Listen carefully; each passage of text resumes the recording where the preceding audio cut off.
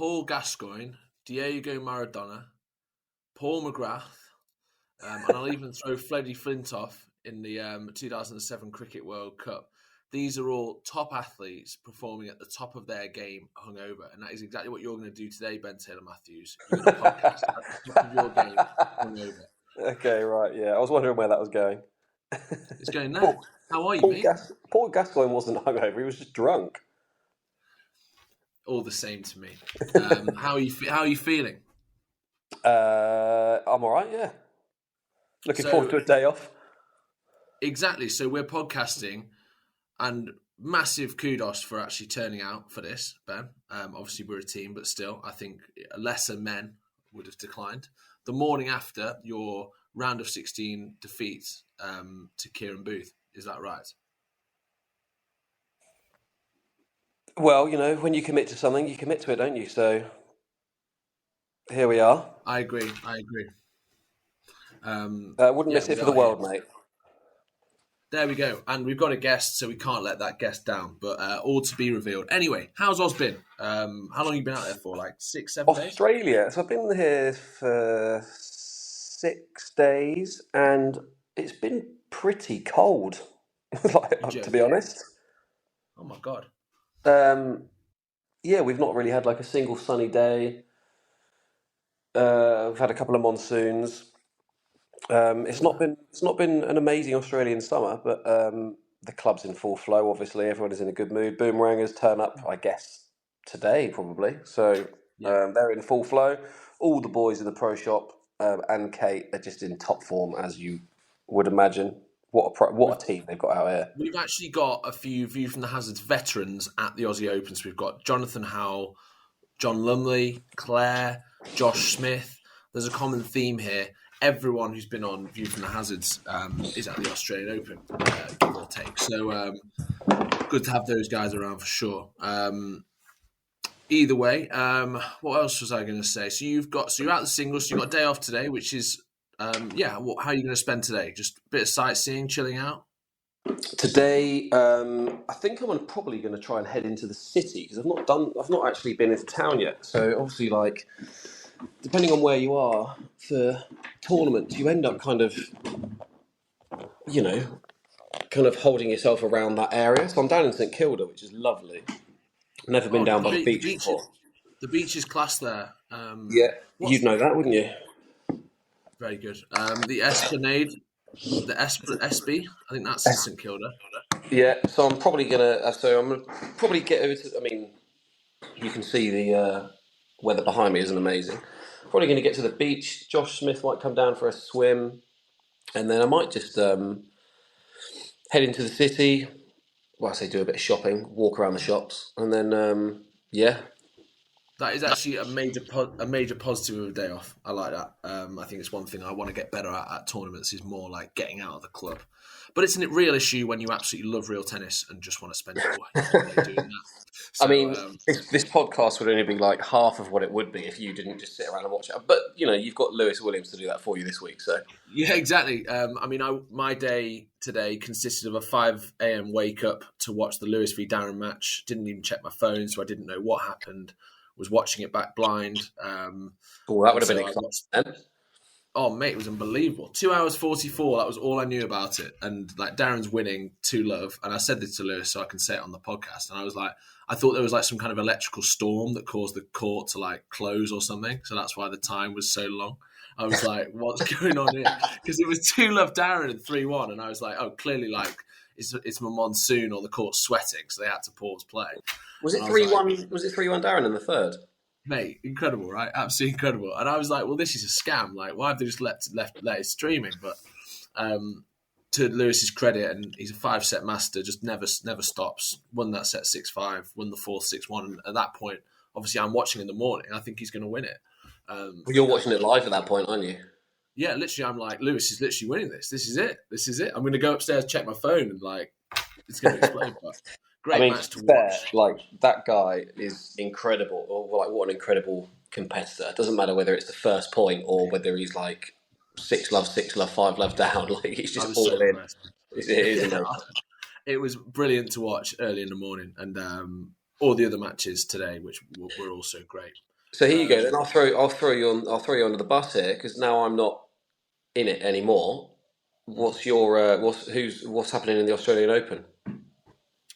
So all the first round are done. We've got quarterfinals No, tomorrow come morning. on.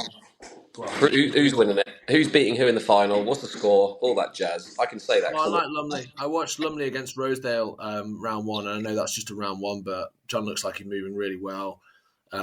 Just got such a clean game on that court. I think it's going to be John against Nick in the final, is my prediction. I think John wins it. I think he's got the game. I think he's moving superbly at the moment. Yeah, Nick's good at Melbourne though, man. He worked here for a long time. I know, and it's a quick court, and like Boothie, unbelievable against you today. To be honest, I've watched about an hour and a half back of that, and he was so solid. I was like, wow, this is like, to be fair, not sure, like obviously fair enough, disappointing to lose, but he was quality, like really. Oh yeah, I mean, I was just beaten. I obviously had a few texts like afterwards, like you okay? But I'm like, yeah, I mean, I just got beaten. He's genuinely beat. Yeah, it's one of them. Yeah, it's not like I was horrendous. I just got beaten up. But I mean, the conditions were tough out there with the humidity and stuff. So I'm hoping just for not necessarily for the heat, but it feels, and I'm not making excuses at all because I just look at the score. It was a whipping, but you do get there's a bit of funk going on out there. So I just hope for the rest of the players that the humidity drops a bit. Yeah. It looks like it's sort of sticking, like sticky conditions, not like that true quick pace that you're used to at Melbourne. Yeah, exactly. And it was it was a bit better, shall we say, in practice. So yeah, I just hope for the rest of the tournament that it kind of slickens up a bit and it goes back to the. Yeah, I mean it's not major, but I hope it you don't want like a 5-all set being swayed by like a couple of funky bounces or anything. So hopefully it will improve. Either way, less about the Aussie Open and more about the guest who's waiting in the waiting room, just listening to this. Yeah, to be fair, they are just actually on this call waiting. No, it's all right. You can enjoy it and learn. We've got a guest on, very well known to both of us, and recently sort of making, I would call it, a comeback. And he's going to be a really interesting guest today. What's interesting? Sorry to jump in. What's interesting is this person. What's that American show where there's like rumors being flown around the school and no one knows who it is? Is it Gossip Girl? Yeah, it could be. Either that or it's you or something about a serial killer. This person's about to reveal their identity, like living behind a certain. I mean, Chappers tried last week, but it is. Anyway, right, unmute yourself. Good evening. It is good evening, isn't it? Good evening. Good morning, wherever you are. That is the voice of Lewis Gordon, the face of Real Tennis Cards, one of the best doubles players in the world. Wow. I mean, I'll take it. I will take it. It's incorrect, but I'll take it. I mean, we like to big people up on the pod. That's I just want to see your reaction to that. When you were talking about American sort of reality shows earlier, I thought you were going to say The Biggest Loser, but I'm glad you said something different. No, it's not a weight thing. Just quietly, obviously, like for all of you people who don't know Lewis, he has the biggest hands on the planet, and that is a running joke between an inner sanctum of in the real tennis world. Well, now it's the whole of the real tennis world. So thanks for that, mate. And that took you 2 minutes, I think, to get that out there. So thank you. 2 minutes too long. But just keep an eye on your WhatsApps, mate, because Josh Smith found a racket at the club in Melbourne, which would work perfectly for you. So, I can't wait. In fact, we might post that as the thumbnail for this podcast. The ideal. Excellent. Guess. Yeah. Obviously, you're on the podcast. You may have listened to the Chappers one. You're a bit of a tech guru as well, which is one of the main reasons we got you on here, just to improve the quality of our podcast. Like, I really appreciate your help. Thank you. We're not certain it's going to work yet, but you're welcome. Well, we're recording in a different style. Lewis basically contacted us and said the sound quality of the Chappers podcast was horrendous and sort your lives out. No, that's not true. So we're trying a different format. Hopefully, with me being in Australia, this is going to be clear as day, and we're all good to go moving forwards. And it could be a huge turning point. We're in quite a weird triangle. So with me in Manchester, Lou in Hailing Island, and you in Australia, that's a seriously long triangle. Yeah. I would say. Fingers crossed, technology wins the day. But yeah, straight to the point, Lewis. You are the face of Real Tennis Cards, an Instagram account which has blown up recently, hasn't it? Lots of interactions. Can you just tell us a little bit about that for those who don't? I originally started it in the first lockdown because I was quite bored, and I remember it. Yeah, because there was absolutely nothing going on, no one really cared about it, so I just gave up.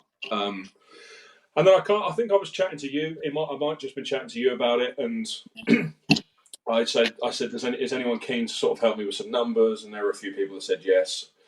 So I made some cards again, sent a spreadsheet out that I think 7 or so people just whacked some numbers in. And it's honestly gone crazy. My phone's just been going off every single day. Like, why is this, that, this? Why is, and it's just, the fact that it's just starting conversations was the whole point, and it's just great. I think it's really, really fun to do. I mean, generally speaking, I think people are enjoying it, right? I mean, this week I've had a couple of people saying like, in fact, I was practicing the other day. And like Vagona and somebody walked through the dead on or something. And I think I'd like hit a backhand past Darren or something. And I just turned around and said, "That's what a 92 looks like." I would love to see like Steve's nibble there. Yeah, I mean, so I think it's a topic that it's fresh. People are, it's public, which is great. So I think probably Lewis, a question for you which would be the first question that everybody's kind of would like to ask you. Obviously, we've got the luxury of being able to do it. How do the numbers come about? The numbers have sort of come about with the main figure is sort of the overall rating, if I'm honest. So looking at start with that. So the overall rating. So if you take Cam, for example, he's a 91 as an overall. And then I've effectively worked backwards from there on world rankings and handicap and stuff. With the actual stats, they're obviously not going to be accurate. They're just effectively opinion-based, but they're based on 7 or 8 people's numbers and then averaged out. So it's not just me making up numbers. There are a few people that have put numbers in, which I'm very grateful for. They will remain unnamed for obvious reasons. So it's not you making up numbers, it's 7 people. It's not just me, no. There's a few people doing it, which is good. So I'm just going to get that out there now before anyone comes at me. I want to get out as well that Camden's a 92, and I know a lot of people are 92, sorry, yeah. Yeah, if Camden's a 92, what am I? And almost implying that 92 is low. Now, I would obviously say that for the world viewing, not these cards are based on the computer game FIFA, and the best footballer on FIFA on the game, Mbappe, is a 92 rated player. So he's the best footballer in the game, and he's a 92. He's not a 95, he's not a 97. Don't care how dominant you are, it's a 92, and that is the highest rated card. So that is why we sort of mirrored that, isn't that right, Lou? Yeah, pretty much. Did you say we there, Shankman? Yeah, we did. I tried to keep them anonymous. He ruined it now. Anyway. I would just like to, for clarification, I am absolutely nothing to do with RT cards. It's actually true that as well. Ben specifically says always that he doesn't want to get involved, but then does have many opinions that come through. Sort of when Lewis will ask me a question, and I'm like, I'm not getting involved, but this is what I think. Yeah, literally every time.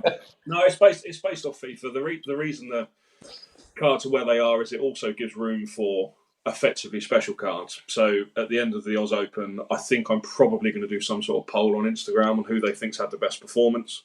Ooh. And then once the poll has finished on that, I will then chuck out the special cards. So effectively, people's stats will get boosted for that Australian Open. Will that be like so? Just for ignorance for me, because I'm not really a FIFA player, is that like the equivalent of like a form card? Yeah, it's an equivalent of an inform, so like team of the week. So we'll call it team of the tournament or player of the tournament, that sort of thing. So, and will that be one person? I haven't undecided yet. Well, this is groundbreaking news. The world are going to find this out before the Australian Open finishes.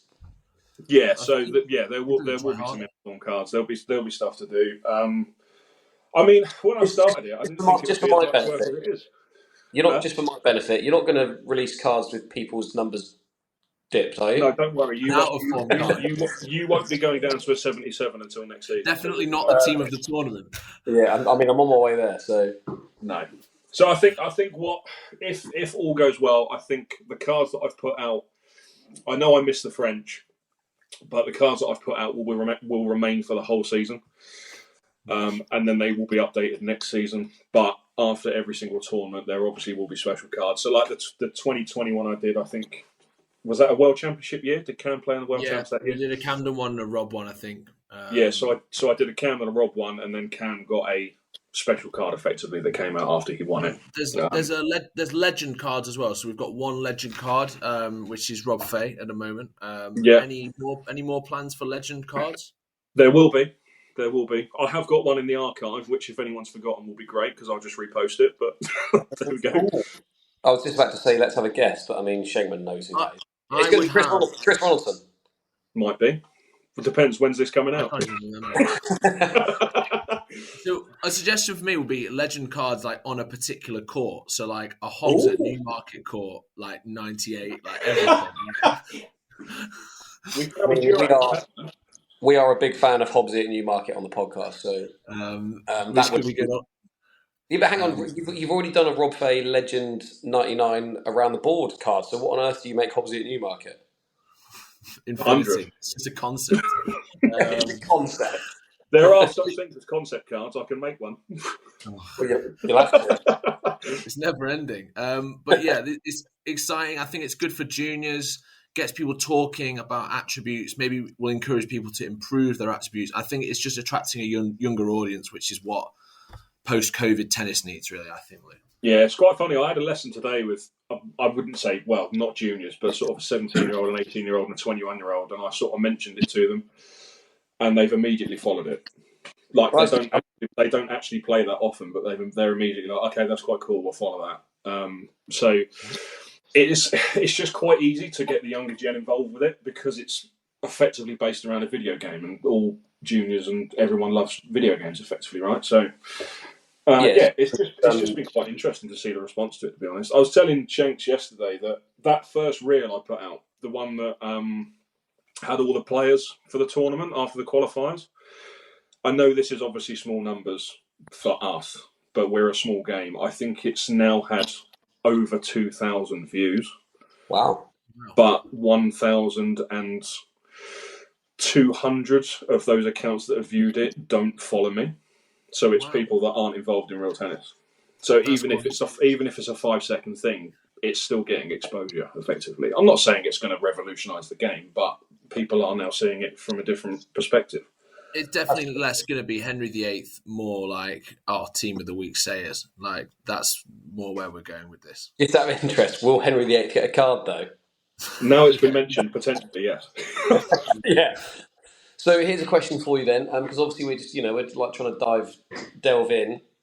Presumably, putting out these numbers and stats for people, I wouldn't say comes at a cost, but you're obviously putting yourself on. You're putting out numbers that are potentially there to draw criticism and complaints, shall we say? Like, is it? Do you have? Obviously, you don't need to name names, but it'd be great if you did.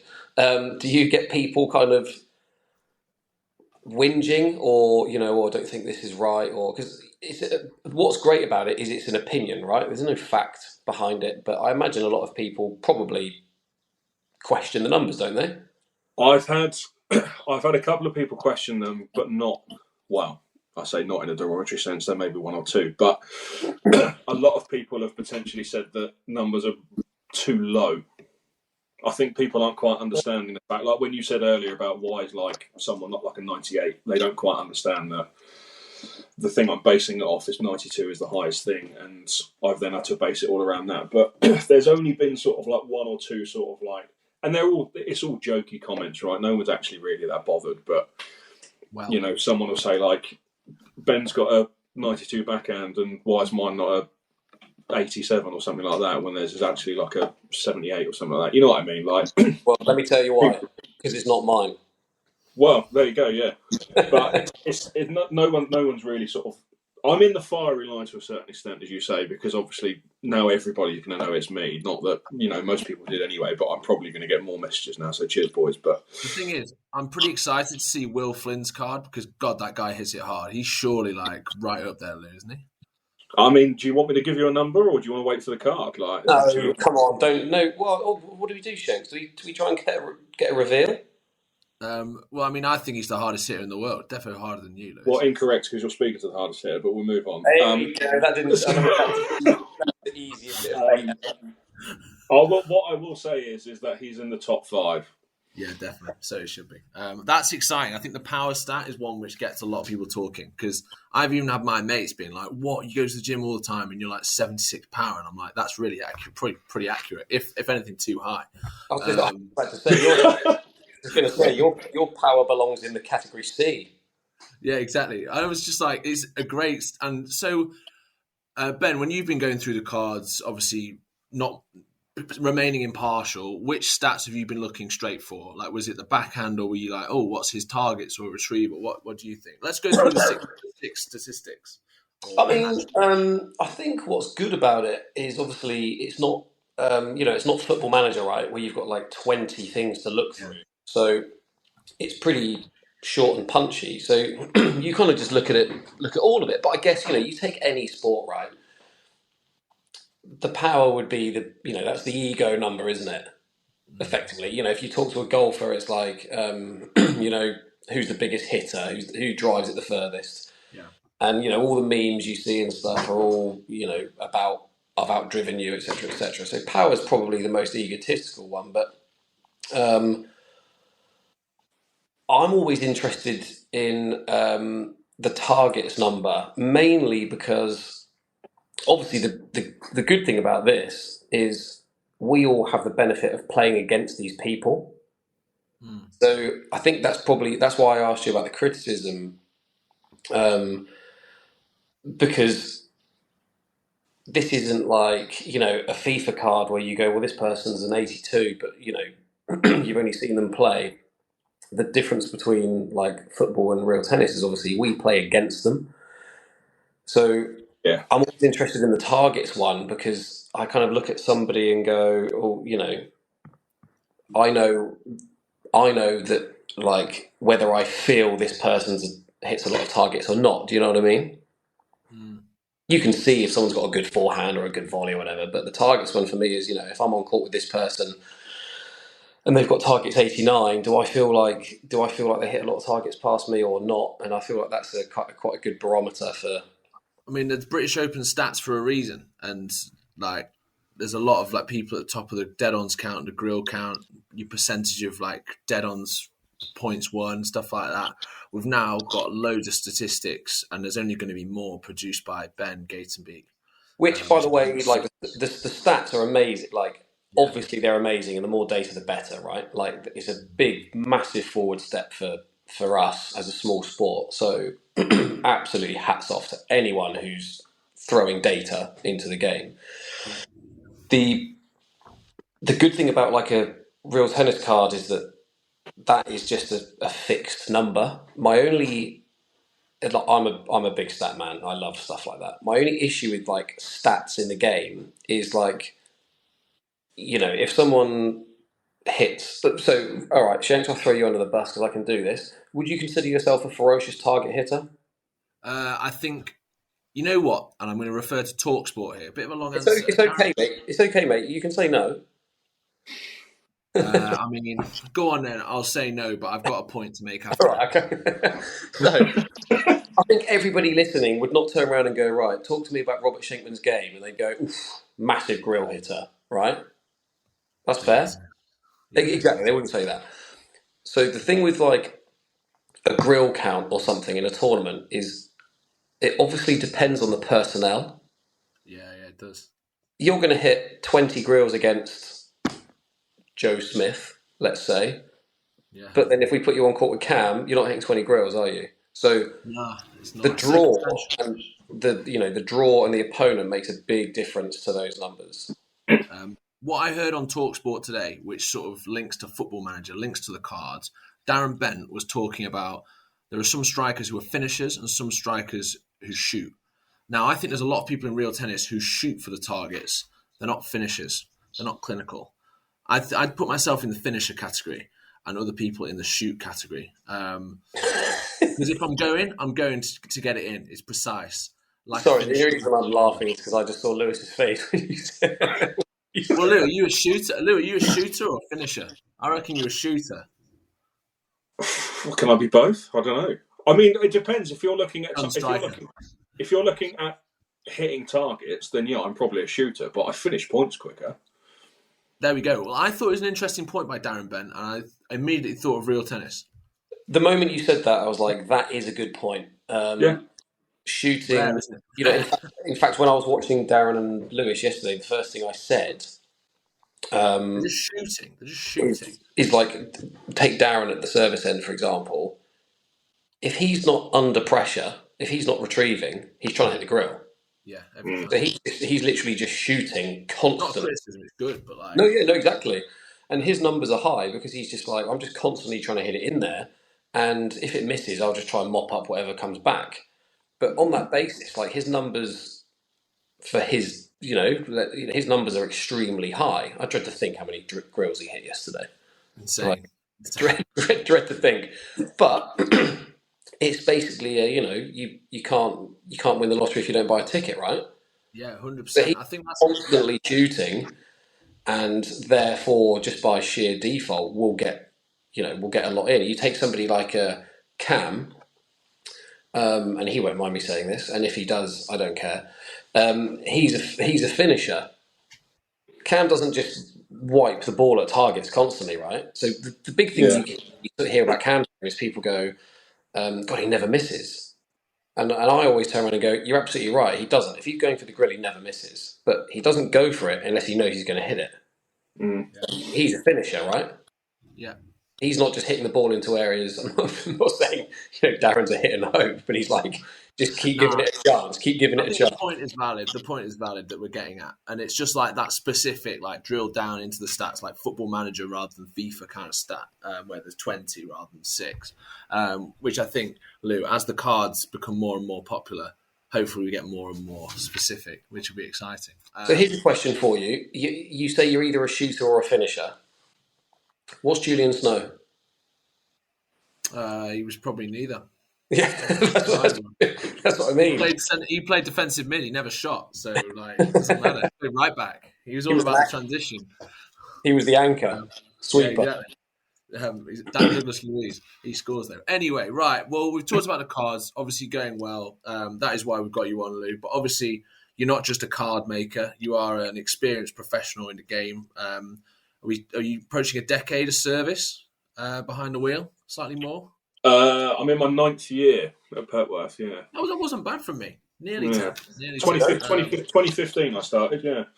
There we go. Really? But yeah, you are having a bit of a resurgence. 2024, I think, could well be your year. So talk to us about your plans for the coming season. My plans are always the same. It's just to make sure my body doesn't break, which I am looking after a bit more now, which is good. But yeah, I mean, I'm travelling a bit this year, sort of. Oh yeah. Since I think the last time I barring the French, the last time I went abroad was the US Pro in 2018. So, so hoping to do the US Open, the US Pro, do the French again. Undecided on the Australian at the end of the year. But yeah, looking to travel and play everything I can. I'm doing, as far as I'm aware, I think I'm going to play in all the Tamba Tours, which, by the way, I love. It's a great event. Amazing, isn't it? How good is the Tamba Tour? Just the fact that we're all so close. All the matches are good. They're all tight, and it's just anybody's tournament every single time. So yeah, I'm just looking to just play a bit more, travelling a bit more. It's going to be fun. You are obviously the form man. Shanks. The 2 Tamba Tour winners, yourself and Levi, have also, talking about the depth and stuff, you've also both lost in the first round of the other one, haven't you? So yeah. So yeah, it's just wide open.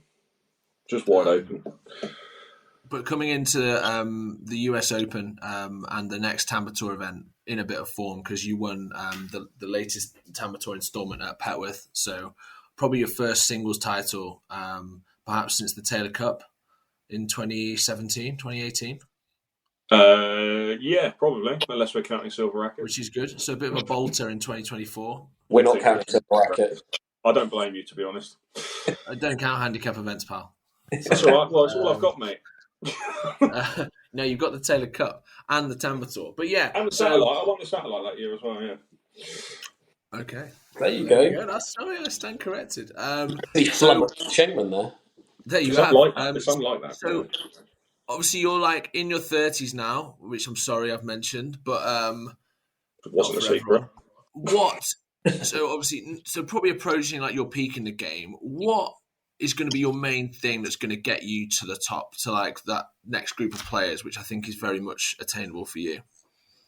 What's going to get me there? I definitely need to start travelling and hitting with different people, which is something I've sort of not put off, but really lacked doing, just because I'm just so comfortable with hitting with Tom twice a week. I mean, which Ben doesn't isn't a bad thing. But Ben doesn't know this story. So Lewis did say that to me, and I said, "Look, mate, I'll hit with you at Seacourt on Saturday. Perfect. Get on the booking sheet." What happens? He's going to Peter Kay. Oh, mate. Lewis. I mean, I think that's a valid excuse, isn't it? No. Lewis is all in for personal development unless there's a gig on. I can make it better. I'm going with Craig, so that's obviously made it twice as good anyway. So all in on personal development, but there's a gig every night of the week. Do you know what's funny? Do you know what's funny about that? I think that first Tampa Tour event, I had a gig the night before, and the Manchester 0 to 9s, I had a gig the night before and had to drive up on the morning. Whoa. Sorry, let's just get one thing very clear, because Shakes and I, from years gone by with podcasts, get better. No, I am. I'm trying to. Sorry. So, no, I'm not saying it to you. Don't ever use a gig as an excuse. That's a choice. I didn't use it as an excuse. I just told you what my movements were. That was I had to drive up the morning after. No, you didn't. I tell you what, we had to record our podcast on Microsoft Voice Recorder and then use some terrible version of Movie Maker, but we did use the advanced version of the software. And now, guess what? You're getting better. Yeah, exactly. 2024, the new year. What have we got in store for the future with RT cards then? Because obviously everybody's enjoying the... I'm going to ask you a challenging question. Everybody's enjoying the cards being released, etc., etc. The human race gets bored very quickly. What's your... do you have any innovation plans? Presumably that of form cards and stuff like that, and rare cards and legend cards, because you know what people are like. They'll go, that was great, and then... I think the thing with it is how do you keep us all interested? Well, I mean, keeping you interested is just too much for me, so I'll talk to the rest of the nation. I honestly don't know. I think the problem with it is you've just got to be on it, and I think if I am on it with every tournament that comes on, and I'm talking I'll be doing silver rackets, I'll be doing the ladies events and all of the men's opens and all that sort of stuff. So as long as I've got those cards ready to go for when those events come up, then it's fine, because those cards potentially might not be released until that certain event, right? So you could have if you do take the ladies, for example, Leah's not going to see her card until 2 weeks before that event, because there's no point in me releasing it, right? Because it gives that bit of buzz before that tournament. So you're gonna effectively which makes sense to me, hold them back, rather than just release them just because.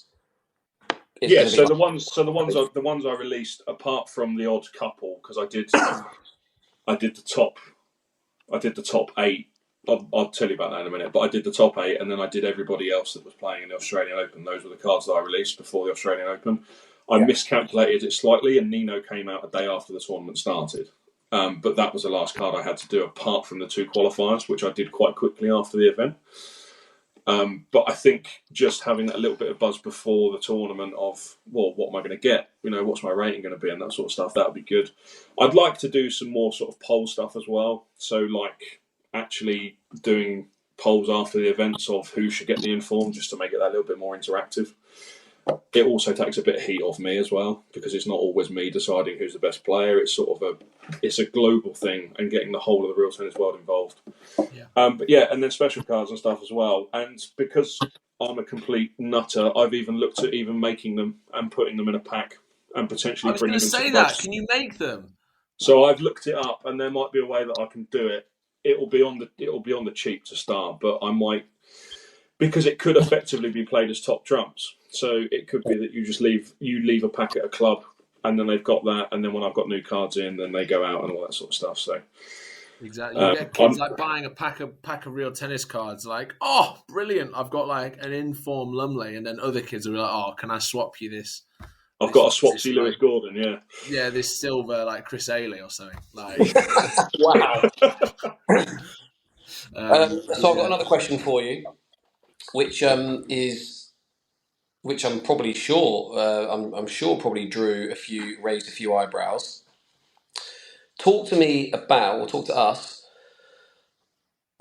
Why is Claire a 91?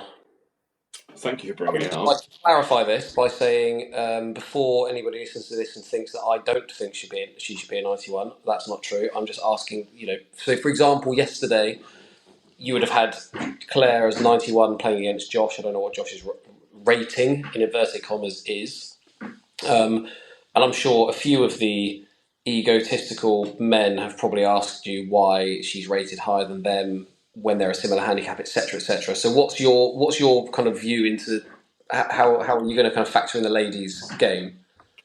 So there was a bit of a debate with myself about where to put Claire, because I had everyone on this spreadsheet that was effectively in ranked order. So you had all the top 8, and then you had the handicaps down, and all that sort of stuff. And Claire was effectively wedged in between like me and Zach and all that lot, right? But then the more I thought about it, I can't put a world champion as a silver card. I just can't. Like, she's won everything, right? And exactly, yeah. Like, Not win the Seacourt silver racket. well, I mean, she's only a 91, mate. She could be a 92. So, the argument I have with myself, and because I looked at the new FIFA and I didn't realise that the women are now in their version of Ultimate Team, and their ratings are based on the ladies' game. So you have the top women at 92s, 91s, 90s, that sort of thing. So it only seems fair to actually take Claire out of the men with that lower rating and actually have her where she should be at that 91 card. The super annoying thing with that would be that, like, if you don't get FIFA, Yeah, that's really hard to understand. Which is probably where like the rest of the world is going to be like, what? Whereas, I completely like, get that. Like that, it's great. But on the other hand, if Claire wasn't as good as she is, she wouldn't be playing in the men's anyway. So I would have to base her on the ladies' game anyway, where she would still be that elite person. So I think I made the right decision in putting her there. There was the old sort of like jokey comment, like, I've spoken to Josh about it anyway, because I speak to Josh a fair bit because he lives quite near me and we chat quite a bit. But he said, I hope if I beat Claire, then I go up to 92, as a joke. But the fact that Joke's not a joke. Joke, not a joke, but yeah.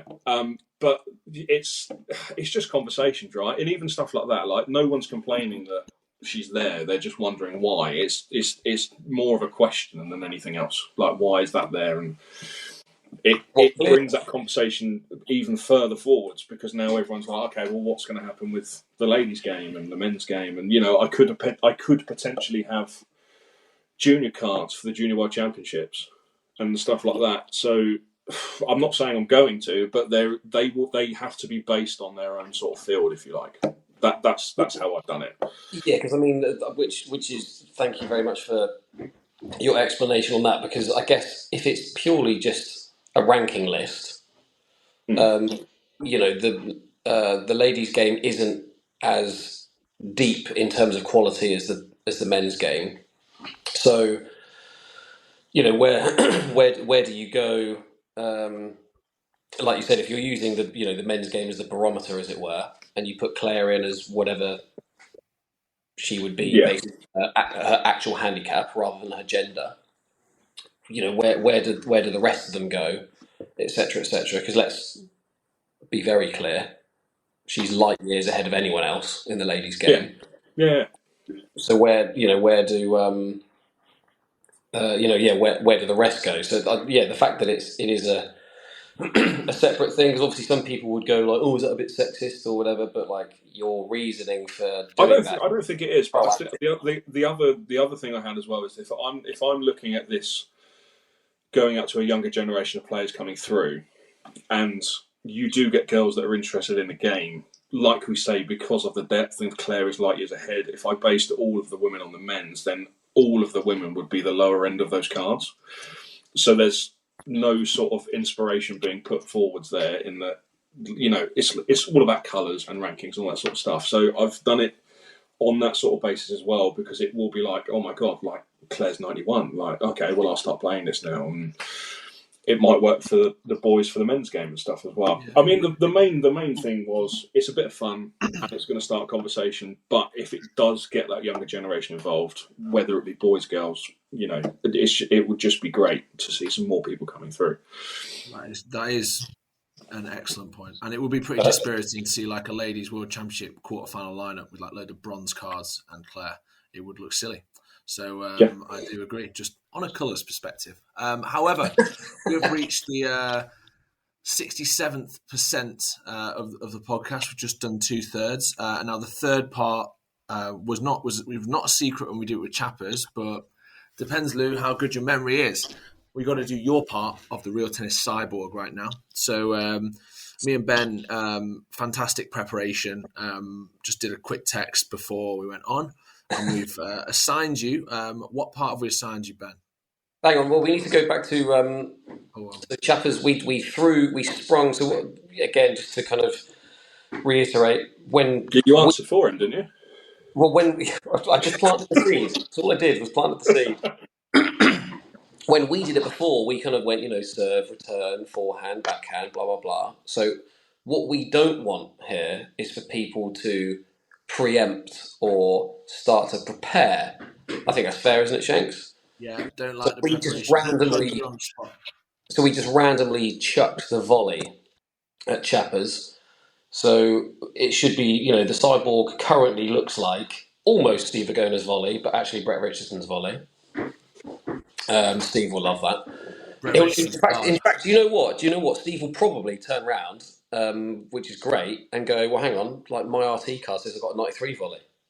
Or whatever it is. Do you know what I mean? Brett's a 97, so it's fine. He'll use his card, which is what it's all about, surely.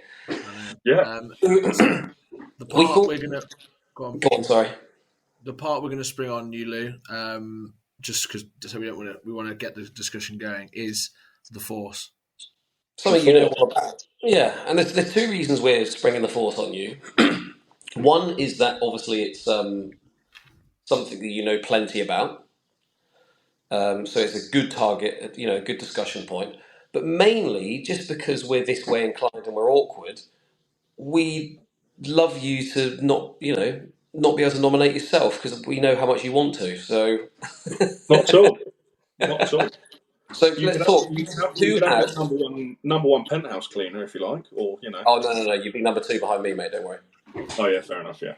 I would say behind Shanks, but he can't reach the penthouse. Anyway, go on. So, I mean, I have all the card stats, so I could go. No. Boring. Forget RT cards. We're not asking RT cards. We're asking Lewis Gordon. So effectively the greatest forcer of all time, right? That's what we're looking for. To put as a cyborg, yeah. If you were creating a robot, whose force would you assign? So think out loud. What names are bouncing around? There's two people that immediately spring to mind. Go on. And they are Faye and Chisholm, purely because of the accuracy of those two. And watching Rob in that last World Championship and the 2018 Championship, I don't think he can be anywhere near out of the conversation. Like he pretty much hit every dollar he went for, and there were a lot. Just sorry, Shanks. This is not targets, is it? This is force, surely. But then the force ultimately has to win a point, right? That's why you're hitting a force. Yeah. So I'm not looking at a target stat. I'm looking at who's hitting the most accurate force. to That force those errors.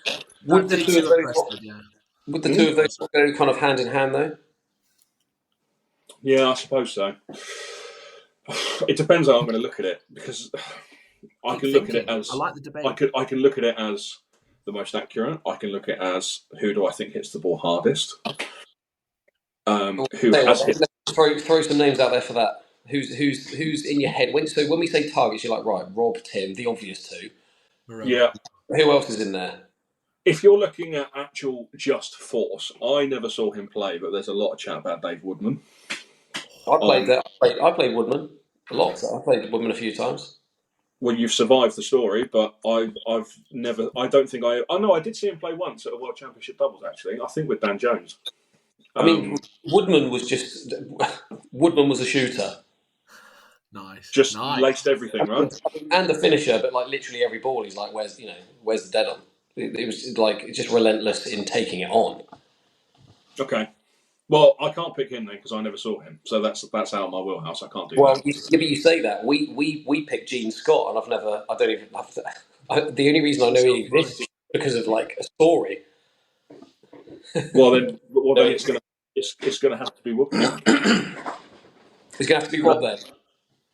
I mean, I hit whenever a force is mentioned, that's always a name that pops up.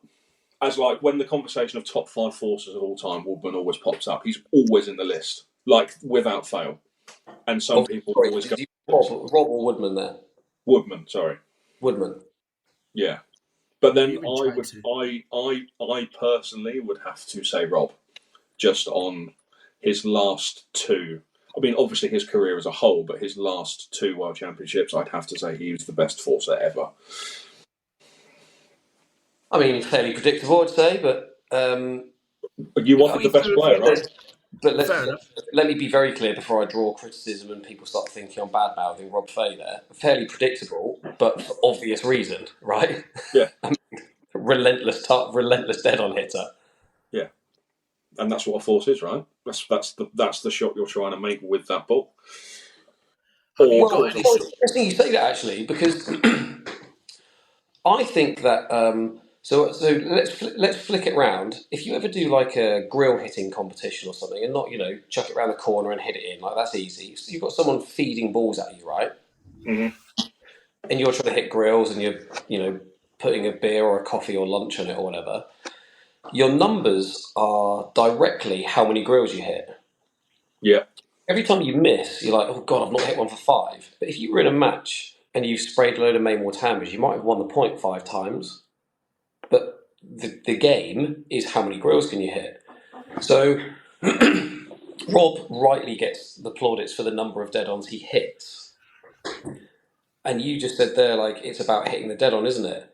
I would actually disagree slightly and say it's about winning the point. If I went on court and played a 5-set match and didn't hit a single dead-on, but drew 40 racket errors, I'd be more than happy with that. I was just about to jump in because I had a similar conversation with Gaten Big after my match against Marola in the Open. I actually said to him, like, how many dead-ons have I hit there? Because I feel like I've hit 100. And he was like, you've hit like 6. But you've made Nino make a ridiculous amount of racket errors. Obviously wasn't enough because he still took me down, but forcing the racket error happens a lot more with that force. Yes, you are, Brad. Sounds like a shooter to me. Oh, big shooter, yeah. Big shooter. Like Darwin Nunez, your XG's through the roof, Lou. Just chance after chance. So basically, Shane, are you saying that all shooters are beaters, but you need to be a finisher to be an alpha? No, I'm not at all. I think the finish is actually the beater move because you're just not taking them on. It's alpha to take it on. Oh, okay. So a flip reversal on that. Yeah, 100%. But I'm just saying you'd rather be a finisher, wouldn't you? I'd rather just win the point. Yeah, true. I mean, I don't care. Goals, it's on a score. I don't care if they just, if I float it up and they smash a forehand volley into the net, like same as rifling it into the top corner of the dead on for me. It actually is. It doesn't feel as good though, does it? No, it probably doesn't feel quite right. I mean, you haven't probably hit a top bins for a few years, but I can tell you it's actually quite a good feeling when they go in. Oh, mate, let me tell you this. I've missed top bins a lot, so I can tell you how that feels. Today. So we're going Rob Fay dead-ons. Yeah, Rob Fay dead-ons. What's stopping you being the real tennis cyborg for the Force?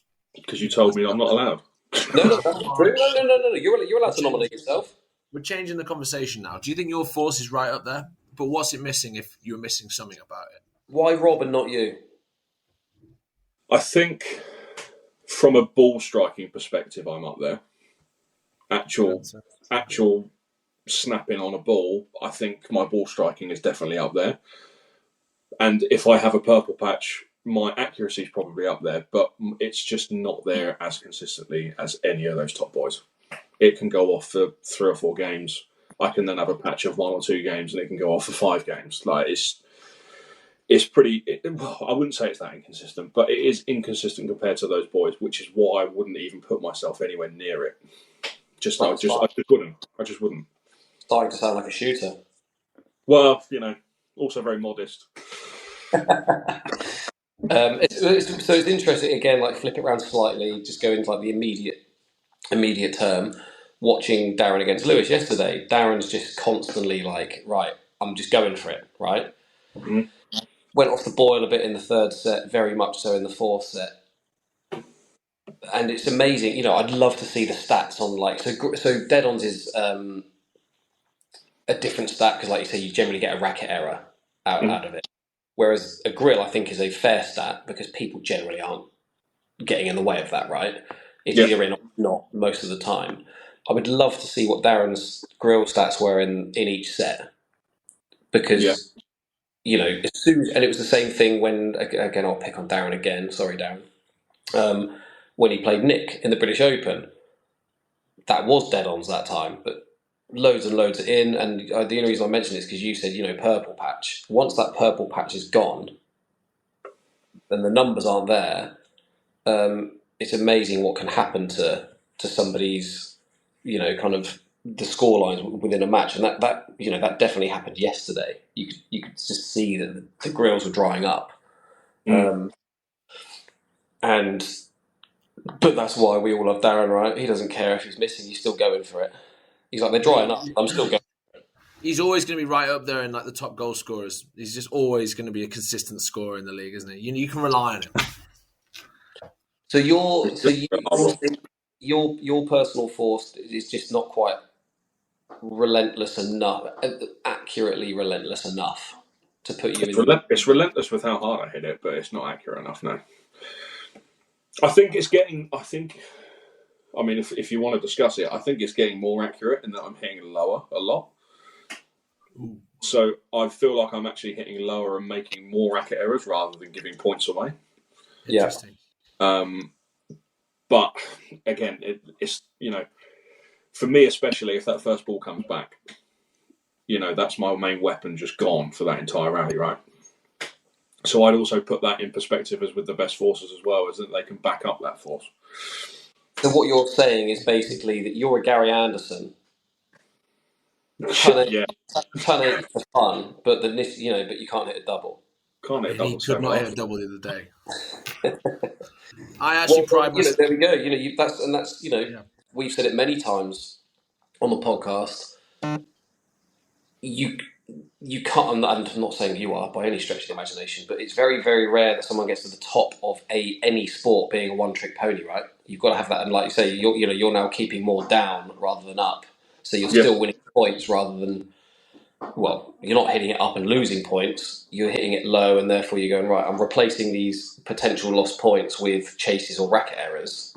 That's a big flip round. Even if the dead-on count doesn't change, I'm a bit firm believer when I'm coaching, as a coach, it's not about the ones that go in, it's about the ones that miss. The ones that go in are irrelevant because they're in. Like, where are your misses going? Yeah, definitely. Drives for show, putts for dough, right? I had a conversation. I went over to Prested years ago when Claire was a junior, and she was, "Oh Ben, I hit my record number of grills yesterday, X number in a basket." And I said, "Oh, that's cool. Where did the rest go?" And she's like, "What do you mean?" And I was like, "Well, are they going up? Are they going into the net?" And she was like, poor girl was like probably 12, and I was just ripping her apart. I said, well, tell you what, let's go and do some grills now. And I was like, you get a point for everyone that goes in, but you get -1 if it goes on the net or in the penthouse. And I think she finished on like -8 points, but hit like 15 grills or something like that. And I was just like, there you go. It's all very well and good hitting 15 in, but if you're losing 30 points to get your 15, Yeah. it's not worth it. It's By true. the way, by the end of the week, she finished on like plus points. So, and now she's a world champion. So there you go. Yeah, That's That it. one- 91 rated, 92 rated. Well, that is good. We've got Rob Fay in the Cyborg, so we've got Brett Richardson's volley, Rob Fay's force. So Two Aussies. 2 Aussies. Wow, there we go. And I mean, they what I do wanna see- get produced over there, right? I know. What I want to see is a card with the Cyborg on. Once we Ooh, yes. Can we request a cyborg card? please. Does that mean I've got to like chop people up and put them together? Yeah, we want to see like Rob Fay's right arm, Brett Richardson's volley. I don't know how you do that. Does that mean Yes. that we're going to have to do the best chest in real tennis as well? Well, it's a tough game, that. There's one person in this podcast that would love to discuss that. No, I did notice his eyes sparkle as soon as I said that. I just got my gym stats through for the year, actually, and they're up on last year, so I was happy with that. However, no, Lewis, it's been a pleasure, and I'm sure me and you're gonna go to bed on Hailing Island, thoroughly satisfied with your advertisement of Real Tennis Cards, and it's going to be an exciting 2024. I can't wait to go on tour with you, and going to be quality. So, no, anything else you want to add to your fans? Any shout outs? I don't think so. I think I've already said enough. That'll do for me, I think. You're definitely scraping the barrel if you've got me on round 2, not going to lie. But thank you for having me. It's been fun. It's been really, really fun. Thank you very much for joining us. But there we go. I reckon, Benno, we'll wrap it up there. Enjoy sightseeing today. Enjoy your day off. Catch some sleep if you can. Appreciate your attendance as always. Off to the cricket later. Oh, mate, perfect. Hope it doesn't rain. I'm definitely off to bed. Luke Humphries is the world darts champion. So, yeah. What a match, by the way. What a match. What a match. He's not a shooter. He's a finisher. Yeah. That is what we'll end on. Until next time.